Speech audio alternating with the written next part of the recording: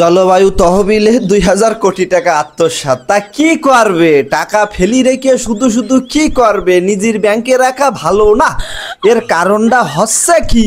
জলবায়ু কি হয়, মানে জলবায়ু থেকে আমাদের কোন সঠিক নির্দেশনাটা দেয়? আমি দেখেছি জলবায়ু যে ওই অফিসের সামনে দেখি কি ঘটি বাটি এরকম ঘোরে, আর দেখি পাতার ঝড় টড় হচ্ছে, ভাঙে চুরে গেছে। ওইসব মিটারে কি আদৌ কাজ হয়?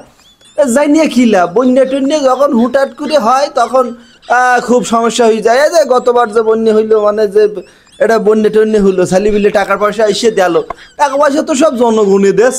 ও কি করবে টাকারাই? কি ওটা টাকা শুধু শুধু ফেলি রেখে লাভ আছে? কাকু যে যার ব্যাংকে ঢুকি থুলি হয়ে গেল, কোনটা খাবে ইচ্ছা মতো, মানুষ আর বাসে কদিনই? এভাবেই চালিয়ে দিলি হলো। দেশ তো চলছে, চালাইয়ে আমরা কত সুন্দর ভালো আছি এই সময়। সবাই আমরা চাই নির্বাচন হচ্ছে, না হলেও ভালো। আমাদের স্যার যদি, ইউনুস স্যার যদি থাকে আরও 100 বছর, তাও আমরা আমাদের সুন্দর আরও ভালোভাবেই দেশটা এগিয়ে যাবে। Thank you so much Yunus sir, আপনার প্রতি কৃতজ্ঞতা স্বীকার করতেছি, আমরা প্রচুর ভালো আছি। আচ্ছা ঠিক আছে, তাহলে ভিডিওটা ভালো লাগলে সামাজিক কাজে মানে লাইক কমেন্ট শেয়ার।